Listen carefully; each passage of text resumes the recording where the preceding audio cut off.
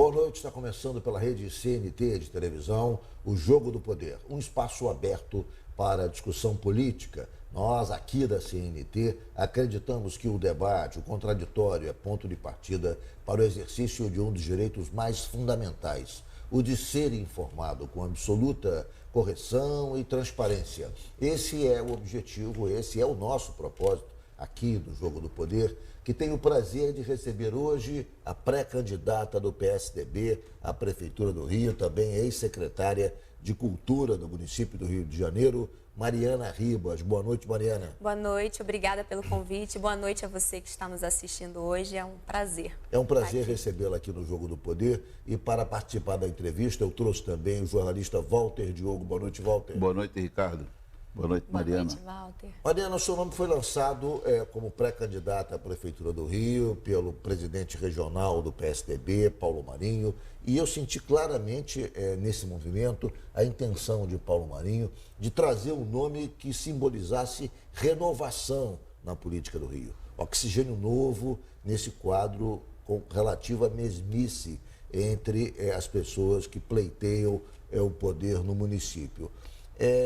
Muito bem, eu queria saber de você, a partir disso, a partir desse conceito de mudança que você, até certa medida, encerra, como você vê o município do Rio de Janeiro hoje? Quais são os seus maiores problemas, quais são as suas maiores potencialidades e quais são as saídas para o Rio de Janeiro retomar a sua pujança, o seu desenvolvimento, não só em relação ao Estado, mas também em relação ao país, já que é uma cidade símbolo do Brasil.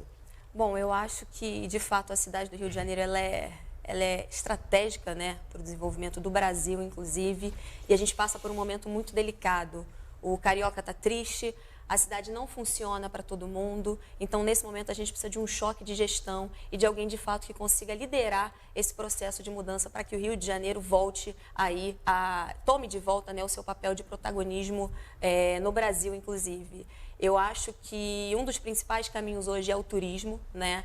A gente não pode fugir das nossas vocações, então o Rio de Janeiro é uma cidade plural, o Rio de Janeiro ele tem um calendário de eventos muito forte que precisa ser melhor explorado, tem questões de segurança que a gente precisa tratar e de saúde que são muito graves. E nesse momento eu acho que o turismo seria uma das saídas mais rápidas para a gente, né? A gente recebeu aí uma Copa do Mundo, a gente recebeu os Jogos Olímpicos, a gente dobrou o número de quartos, então hoje a taxa de ocupação da gente, da rede hoteleira, ela tende a diminuir e a gente precisa fazer um trabalho muito forte para ocupar esses cargos novamente, gerar emprego, gerar renda e fazer que a cidade do Rio de Janeiro volte a ser a cidade das oportunidades, da chance, que a gente consiga fazer com que ela funcione para todo mundo. O governador Wilson Witzel tem dito também que o turismo é o segundo petróleo do Rio de Janeiro, dada a importância que ele dá a isso como fator de recuperação da economia do Estado. Agora, no aspecto turismo, dentro do campo turismo, há uma questão que gera polêmica. O prefeito Marcelo Crivella disse que o carnaval não contribui para a economia do Estado. Ele acha, inclusive, que outros eventos, como o Rock in Rio, acabam contribuindo de maneira mais efetiva para ativar a economia do Estado. Ele diz que o modelo do Carnaval do Rio, muito menos, é um modelo em que a prefeitura só entra com recursos e na verdade, quem ganha são as empresas patrocinadoras, as empresas de TV que vendem cotas de patrocínio e têm direito de transmissão, e também a Liga. Como é que você vê a questão do Carnaval dentro dessa sua perspectiva de ativar e fomentar o turismo? O Carnaval é decisivo, não é decisivo? Há por trás do Carnaval todo um segmento que fomenta a economia, são costureiras, são, enfim, fornecedores de material. Quer dizer, eu queria que você analisasse o Carnaval dentro do contexto do crescimento do turismo no Rio, se ele é ou não determinante, e se você, caso confirme a sua candidatura e chegue à Prefeitura do Rio, que tipo de projeto você teria para fazer do Carnaval, então, um instrumento não só de divertimento, de importância cultural, mas de efetiva contribuição à economia da cidade? Bom, primeiro eu amo o Carnaval, então, e o Carnaval ele é uma das nossas maiores manifestações, eu diria que é a nossa maior festa, assim como o Réveillon e o Rock in Rio. é um evento estratégico para a nossa cidade. A gente tem trabalhadores, né, que estão aí durante o ano todo fazendo com que a gente veja aquela festa bonita todo ano, trabalhadores que estão empregados diretamente pelas escolas de samba e tem todo um grupo de pessoas aí que está inserido dentro da cadeia produtiva do carnaval. Eu acho que o carnaval é o seguinte, hoje, se a gente consegue sustentar o carnaval com a iniciativa privada, a gente tem que trazer a iniciativa privada para perto, ou seja, trocar o dinheiro público pelo dinheiro privado, porque o carnaval ele consegue ser sustentável. Você acha, então, nesse aspecto, quem tem empregado, a bem da verdade, é o prefeito Crivella, que tem dito que não quer botar dinheiro público, que ele quer substituir o dinheiro público pelo dinheiro privado. Exatamente. Isso você concorda com ele? Você acha que esse é o caminho para o carnaval ser autossustentável? Ele é autossustentável. Eu acho que simplesmente de uma hora para outra a gente não consegue tirar o subsídio das escolas. Isso é uma tarefa de transição que a gente precisa fazer. Mas o que eu entendo é o seguinte, independente da sua religião, da sua preferência, o carnaval é uma manifestação carioca, é uma manifestação muito importante e que sim traz geração aí de emprego e renda e tem que estar dentro do campo de visão do prefeito. A diferença é que tudo tem que ser feito com planejamento. Se eu simplesmente corto o dinheiro das escolas, o subsídio das escolas, abruptamente, sem conversar com a Liesa, sem falar com as emissoras de TV, sem falar com quem de fato está interessado aí em custear o carnaval, aí é óbvio que essa conta não vai fechar e não vai dar certo, e aí vão acontecer todas essas coisas que a gente tem acompanhado. O prefeito ia ceder o sambódromo, por exemplo, para o governo do Estado, voltou atrás 2 vezes, agora por causa de um acordo que ele fez com o Ministério do Turismo, então eu acho que ele percebeu ele ia ceder, que voltou atrás. Houve complicações de natureza burocrática que foram superadas e agora ele tem uma promessa de recurso do Ministério do Turismo vai investir. E aí então ele acha desnecessário ceder ao governo do Estado, já que ele vai ter o aporte de verba federal. É isso? Carnaval é tão importante que o Ministério do Turismo vai transferir recursos para a gente, então assim, eu acho que esse é o melhor exemplo, né? O Ministério do Turismo investindo no Carnaval Carioca. Volta, Diogo. Agora, me diga uma coisa. O município está querendo fugir da responsabilidade. Só que o Carnaval, ele consegue superlotar os hotéis. Sim. Quer dizer, só esse esforço que a Prefeitura faz, ele consegue encher todos os hotéis. Exatamente. Então, qual é o problema de botar dinheiro do Carnaval se você consegue estimular o turismo?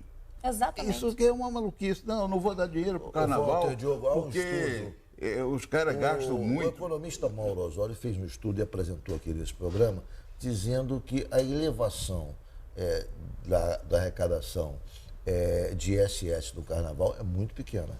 Ele disse que ele trouxe os números aqui, eu não sou técnico para contestá-los, mas ele apresentou aqui, o Mauro Osório, alguns números mostrando que o carnaval tem impacto econômico na elevação do ISS quase insignificante. Mas você sabe que o Mauro Osório é assessor do prefeito. Sim. Aí ele trabalha para o prefeito e trabalha nessa ideia.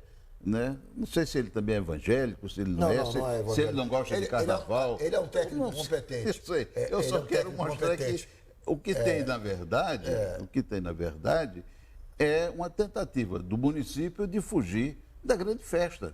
Que gera emprego, que lota os hotéis todos. Olha, eu acho o seguinte, esses números são um mistério, porque assim que o carnaval desse ano terminou, né, a Rio Tour divulgou uns números e a Secretaria de Fazenda divulgou outros.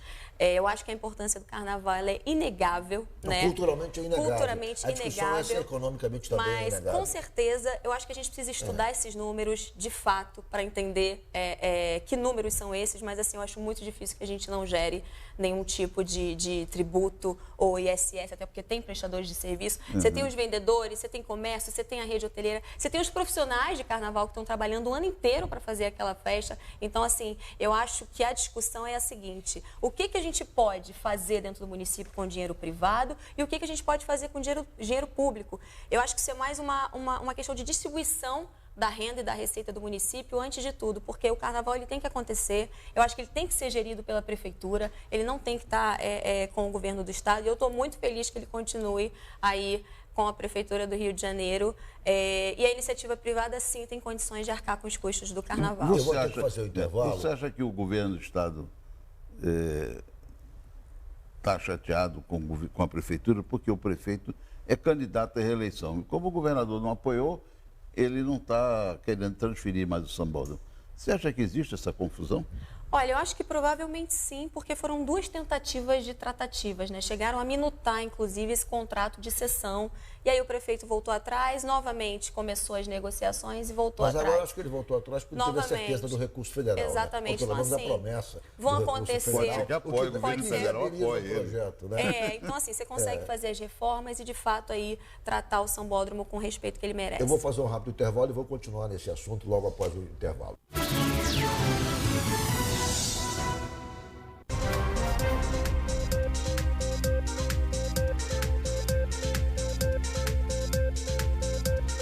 Em algum lugar da sua cidade, do seu estado, alguma coisa está acontecendo. CNT Notícias, segunda a sexta, 9h.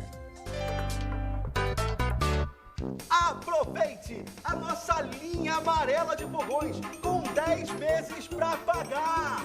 Você vai a uma loja e compra um fogão para pagar em 10 meses. E de repente, a loja aumenta esse prazo para 10 anos. E eles vão aumentando a prestação todo ano. Só que o fogão é o mesmo de sempre. Ô, gerente, aumentou?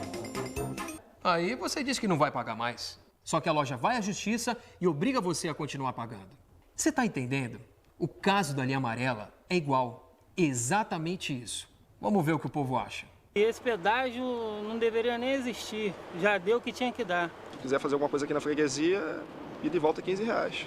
Região dos Lagos a gente paga uma vez. Para ir para Barra tem que pagar 2 vezes? A cobrança nos 2 sentidos é um absurdo. E o valor é um absurdo. Dentro de uma cidade, cara... A Prefeitura do Rio tá e não vai amarelar. Ih, a chapa esquentou. Ih, rapaz,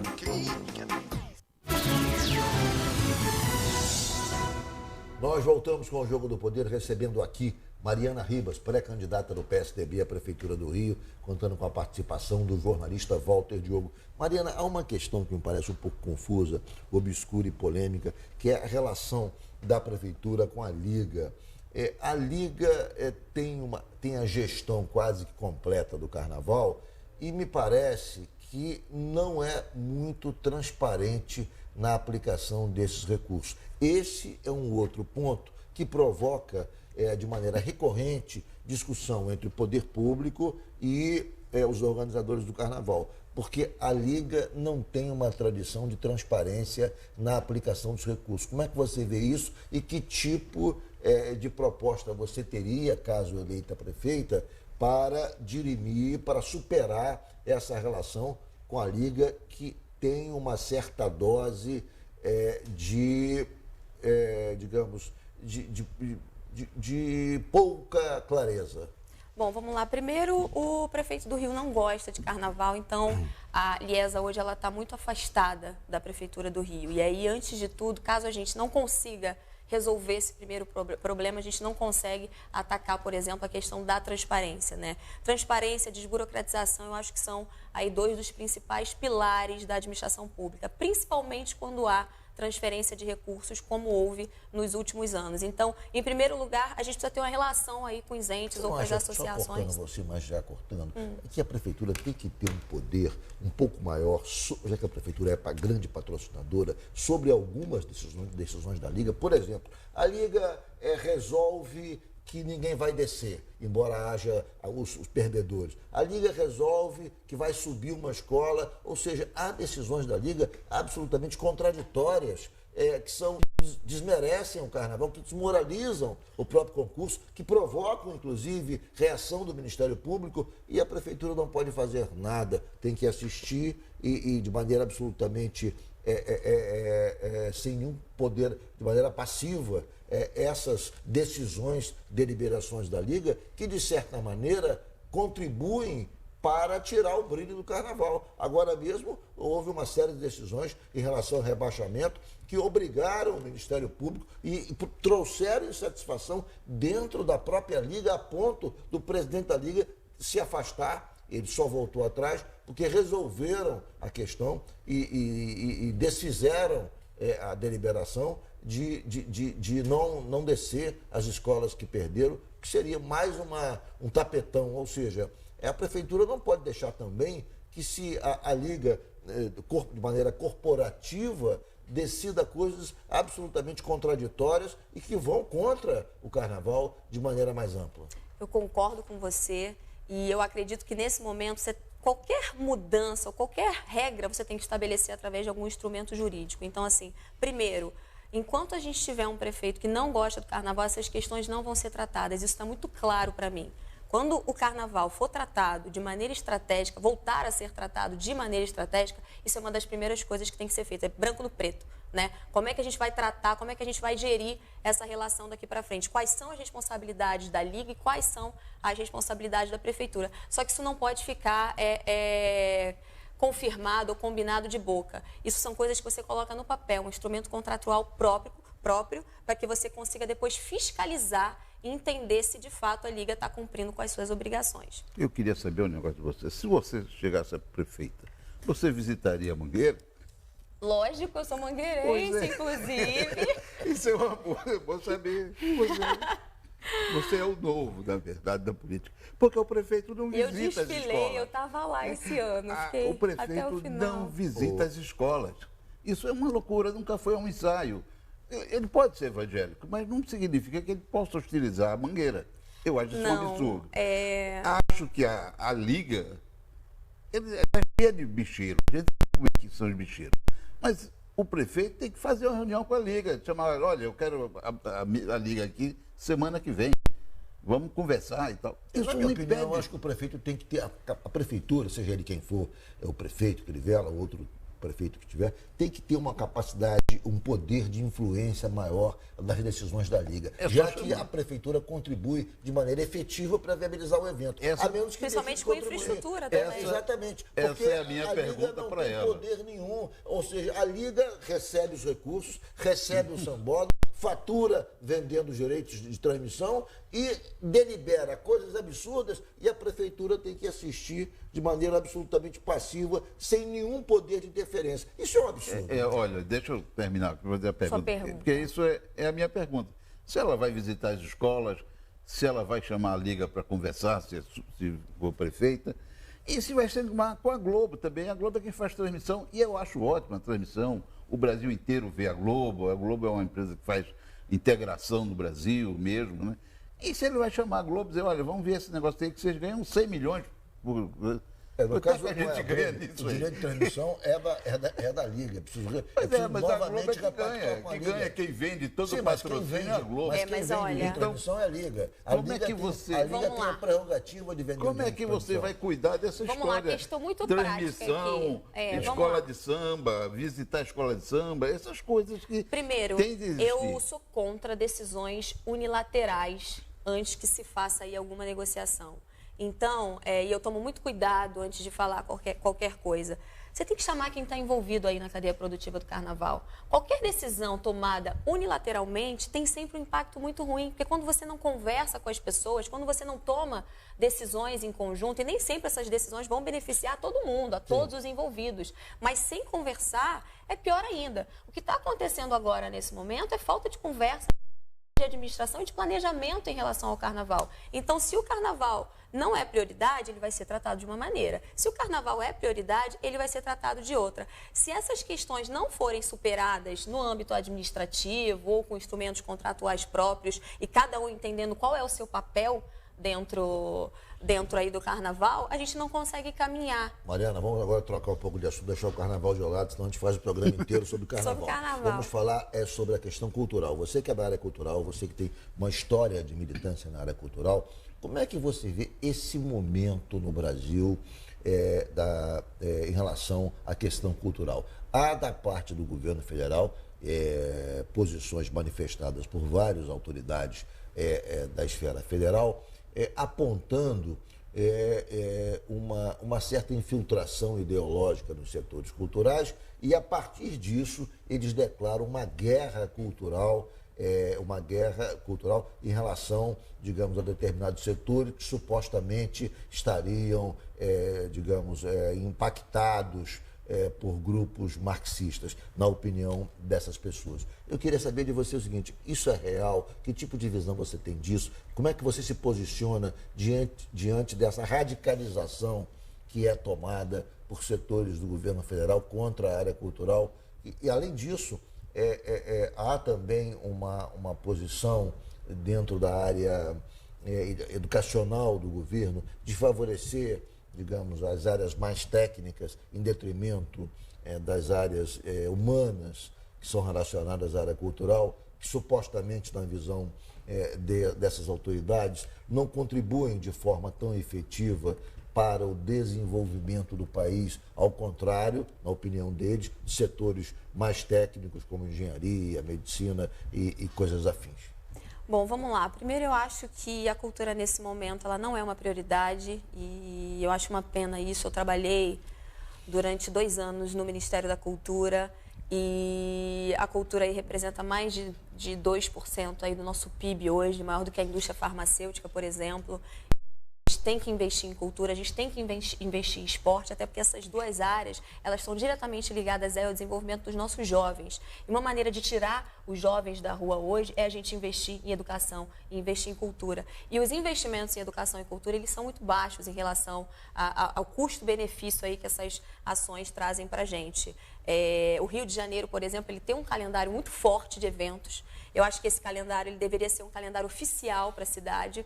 Como a cidade de Gramado, por exemplo, né? A cidade de Gramado, ela vive do turismo. Se ela não tiver o turismo, ela não tem geração de receita. E o Rio de Janeiro precisa começar a caminhar nesse norte. Entretenimento, turismo, indústria criativa, geração de emprego, renda e oportunidade. E, claro, a gente consegue aí atrair o desenvolvimento social também. Eu costumo dizer que desenvolvimento social também é desenvolvimento econômico e desenvolvimento econômico também é desenvolvimento social. Então, primeiro, a gente tem que entender sempre esses números, né?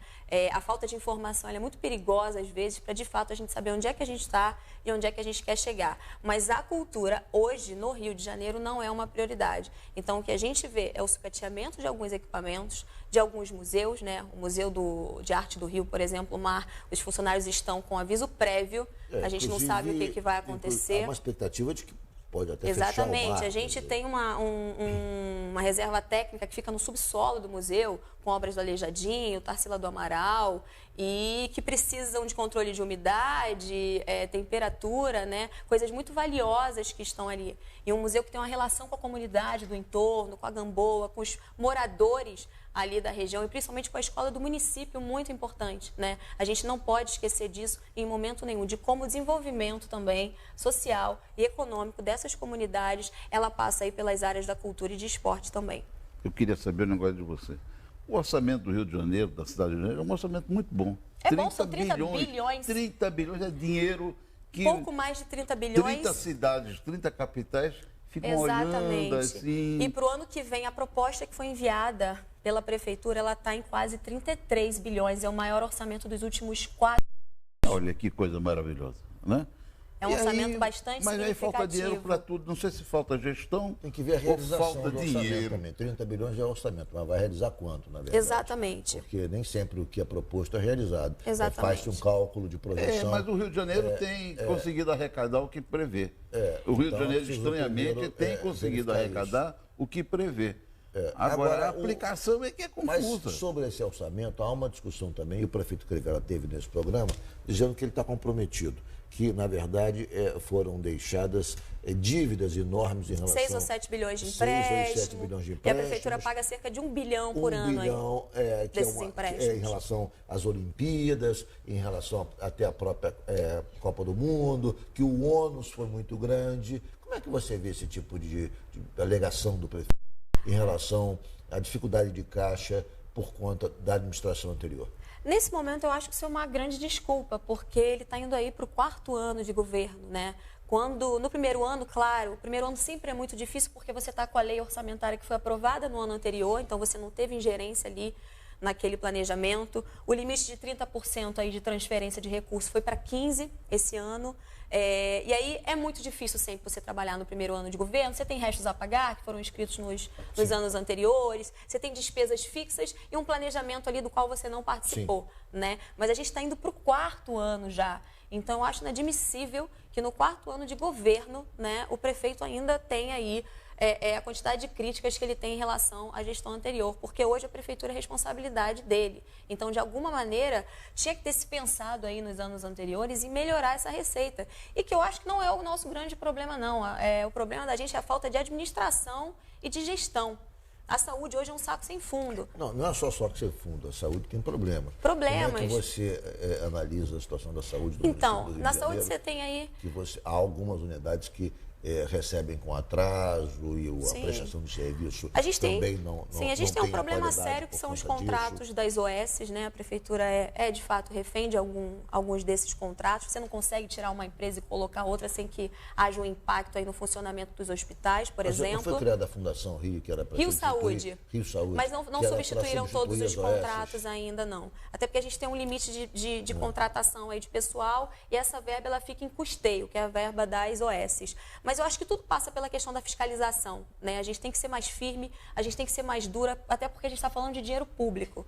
E, óbvio, com planejamento, não dá para a gente ficar assinando contrato emergencial. O prefeito diz que há uma caixa preta nas OS. Você concorda? Ou seja, as OS prestam conta de maneira bastante clara do serviço prestado e dos gastos da aplicação dos recursos da prefeitura? Ou você acha que falta transparência também?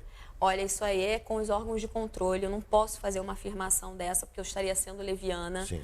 Essa atribuição é dos órgãos de controle. Mas se você e a gente só vai saber se tiver... Você exigiria mais transparência? Eu faria um diagnóstico imediatamente de todos esses contratos, porque gestão de contrato é uma coisa muito importante dentro da prefeitura. Se você faz a gestão dos seus contratos, você consegue licitar com antecedência ou você consegue prorrogar esses contratos com antecedência e evita aí a maior parte dos contratos que são feitos de maneira emergencial e, obviamente, são muito mais caros aí para os cofres públicos. Mas eu acho que essa relação com as OS também ela tem que ser mais aprofundada para que a gente consiga fiscalizar melhor e começar a punir os casos que tiverem que ser punidos. Vou fazer um rápido intervalo e o Jogo do Poder volta já, hoje com Mariana Ribas, que é pré-candidata do PSDB à Prefeitura do Rio.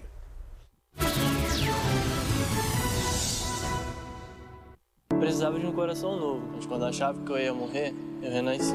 Estamos começando a virar o jogo na saúde. Graças ao governo do estado do Rio de Janeiro, a taxa de autorização das famílias para doação de órgãos dobrou. E outra notícia boa na saúde. Depois de anos, os repasses para os municípios voltaram. Antes faltava meu remédio, agora não falta mais. Sinto uma mudança acontecer na saúde. Meu sonho é ser médico. Eu tô virando o jogo, o Rio vai virar também. Governo do estado do Rio de Janeiro. O que é que tem asas, bico e carrega uma bomba? Não é um avião de combate. É o Aedes aegypti, o mosquito da dengue. Ele está cada vez mais poderoso. Você tem que ajudar a combater este inimigo, não acumulando água parada e lixo. Nesta batalha, sua atitude é fundamental para detonar a dengue e o Zika. Faça sua parte. Rede CNT, cada vez mais perto de você.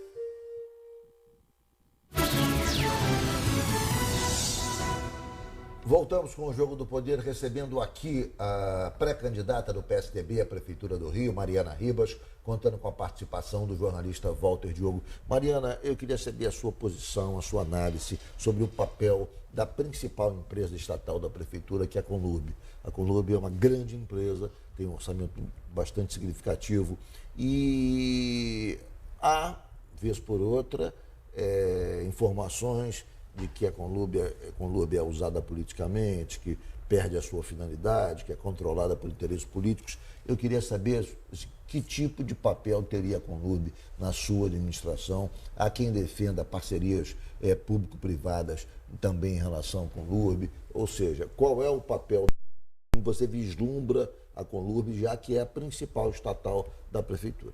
Bom, a Conlurb, primeiro eu queria dizer que a Conlurb é um órgão muito respeitado pelas pessoas da cidade do Rio de Janeiro, né? As pessoas reconhecem bem a Conlurb. A Prefeitura chegou a aprovar um concurso porque, a princípio, haveria aí a troca do regime que hoje é seletista pelo estatutário, né?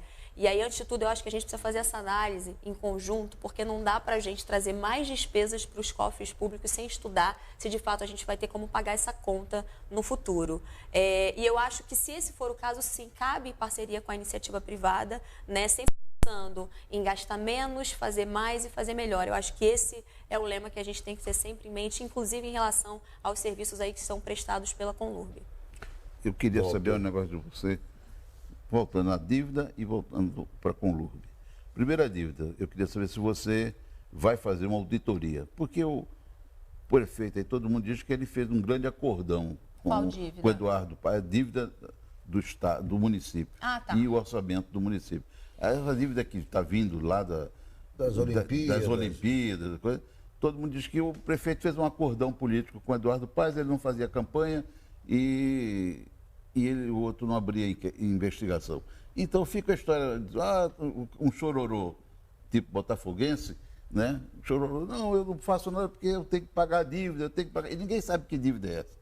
Então tem que ter uma auditoria sobre isso. A mesma coisa eu acho que é a Conlurb. A Conlurb é uma empresa maravilhosa, grande potencial e tal, mas alguém tem que abrir uma auditoria nela.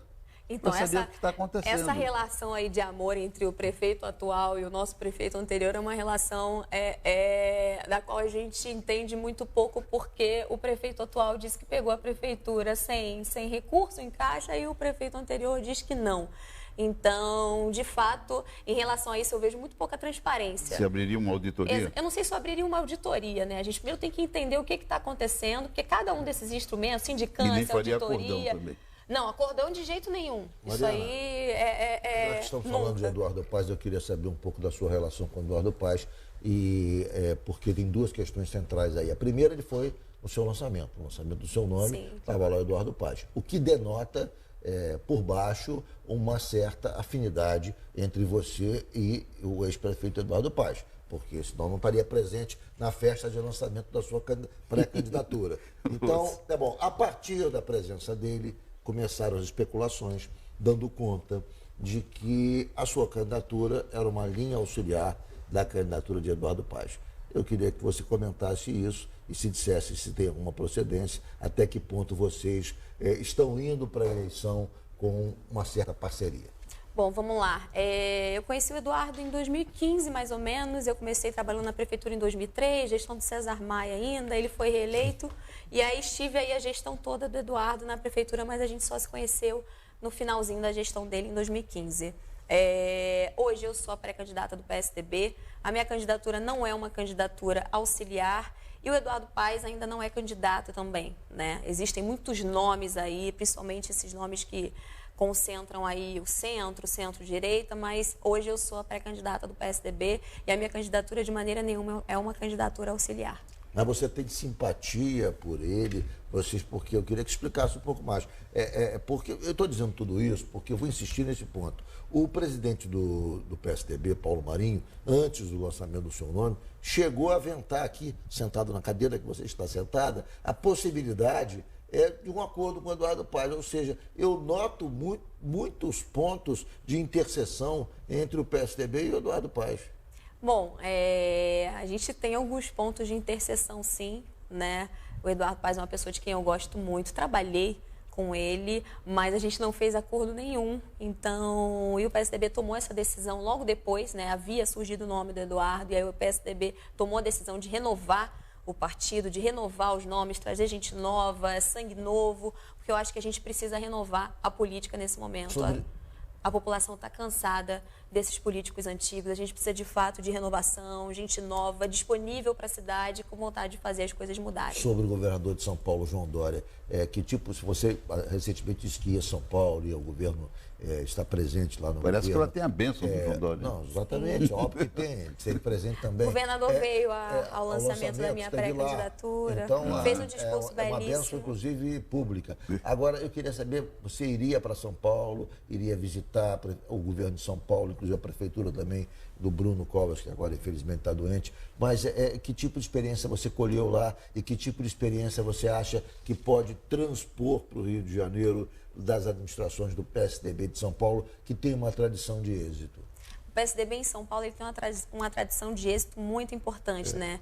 Eu costumo dizer que mais importante do que a quantidade de pessoas que a gente vai trazer para o partido são as pessoas que são qualificadas e que vão fazer parte do nosso quadro. E, de fato, o PSDB é muito forte em São Paulo, principalmente no interior né, de São Paulo. As prefeituras são muito bem administradas quando tem gestores do PSDB à frente. Você já fez esse tour lá em São Paulo? Eu estive com um governador, né, e o papo com ele foi muito importante para que eu tomasse a decisão de me filiar, porque eu estou há 16 anos trabalhando na administração pública, nunca fui filiada a nenhum partido, eu sempre fui vista como uma técnica, então eu deixei a técnica de lado, de fato, para enfrentar esse desafio agora, porque eu sei que eu tenho capacidade de renovar, de transformar e de melhorar a situação do Rio de Janeiro. Eu estive com ele em 2 ocasiões, né? Na primeira para tomar a minha decisão, na segunda numa reunião de secretariado, fiquei muito impressionada com o nível da reunião que eu participei. Estive com o Bruno também, conversei com alguns secretários dele, principalmente da área de saúde e de segurança, né? Eles têm uma iniciativa muito bacana lá, que é uma parceria com os estabelecimentos e com a população para as câmeras de segurança, que eu acho que a segurança no município ela também pode ser tratada, embora seja uma atribuição majoritária do governo do estado, a gente consegue inibir, por exemplo, quando você está fiscalizando ou quando você tem segurança na rua. E aí tem a questão da impunidade também, que eu acho que a gente tem que tratar, mas o estado de São Paulo, para mim, a gestão do governador João Dória, ela é um exemplo, a relação dele com a iniciativa privada também é um exemplo, até porque a gente precisa gerar emprego e renda, e uma maneira de fazer isso é conversar e trazer a iniciativa privada para perto, até porque todo mundo que está no Rio de Janeiro hoje, a gente que mora aqui, os empresários, os jovens, os empreendedores, os funcionários públicos, todo mundo quer que o Rio de Janeiro saia dessa situação. Então, a gente tem que unir todas as forças que a gente puder para a gente caminhar para frente. Ok, vou fazer um rápido intervalo e o Jogo do Poder volta já já, hoje com Mariana Ribas, pré-candidata do PSDB à Prefeitura do Rio.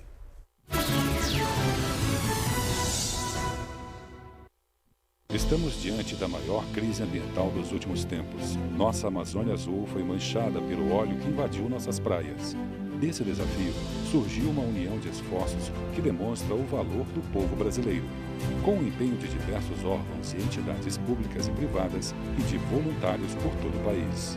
Estamos restabelecendo a qualidade ambiental da costa do Nordeste. Dia Nacional da Amazônia Azul. Nossas águas, nosso patrimônio.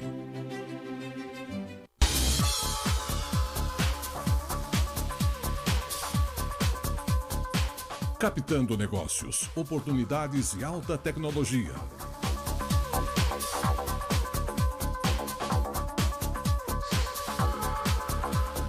Radar Television, sua revista eletrônica semanal com Otávio Neto. Agora toda quinta, 10h15 da noite.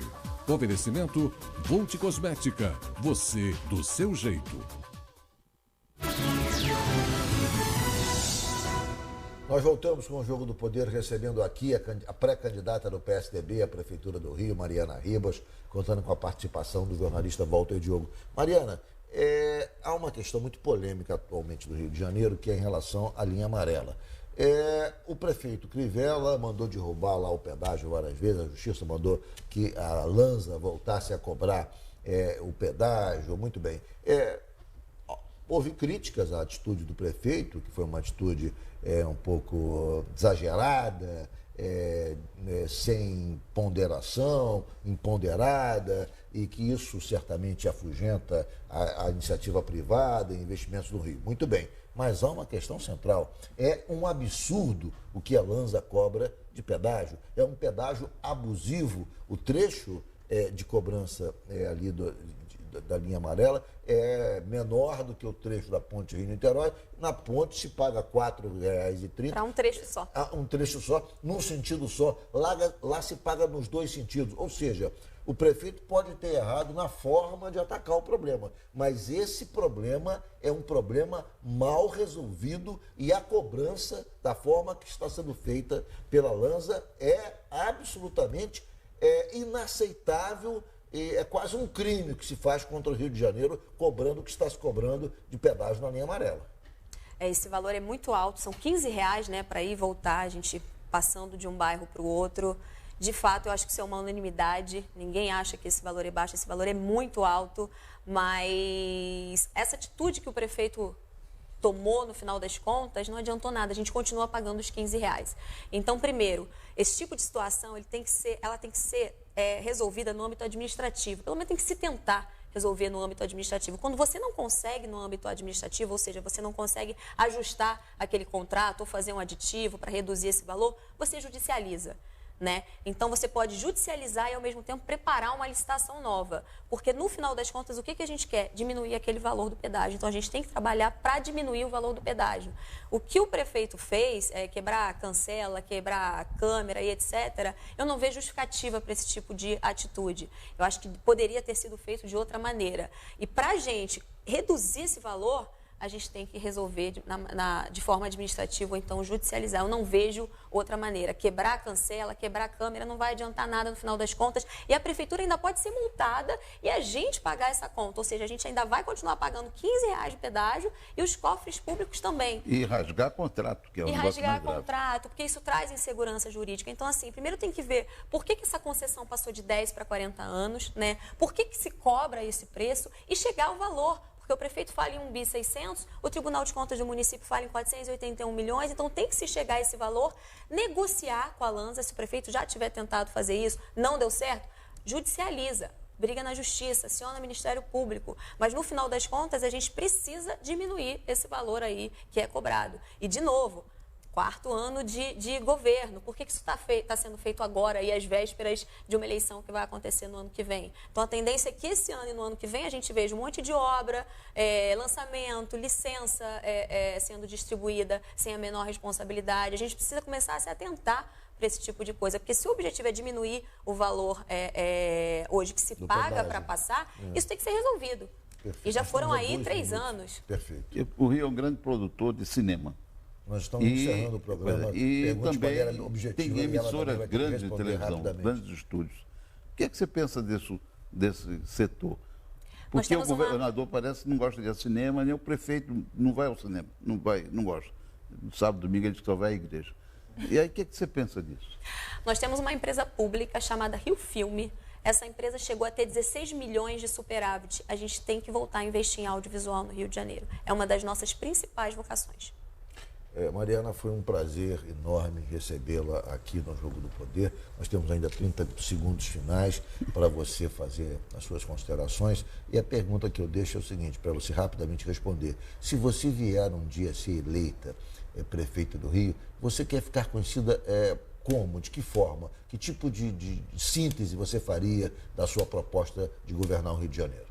Eu quero ser conhecida como a prefeita que fez a cidade do Rio funcionar para todo mundo. A cidade do Rio tem que funcionar para todo mundo. Muito obrigado, Mariana Ribas, pela entrevista. Obrigada, muito obrigada. Recebê-la aqui no Jogo do Poder. Muito obrigado a você que nos acompanhou pela rede CNT. O Jogo do Poder volta no próximo domingo, às 11h15. Eu espero você e agradeço a sua audiência. Até lá.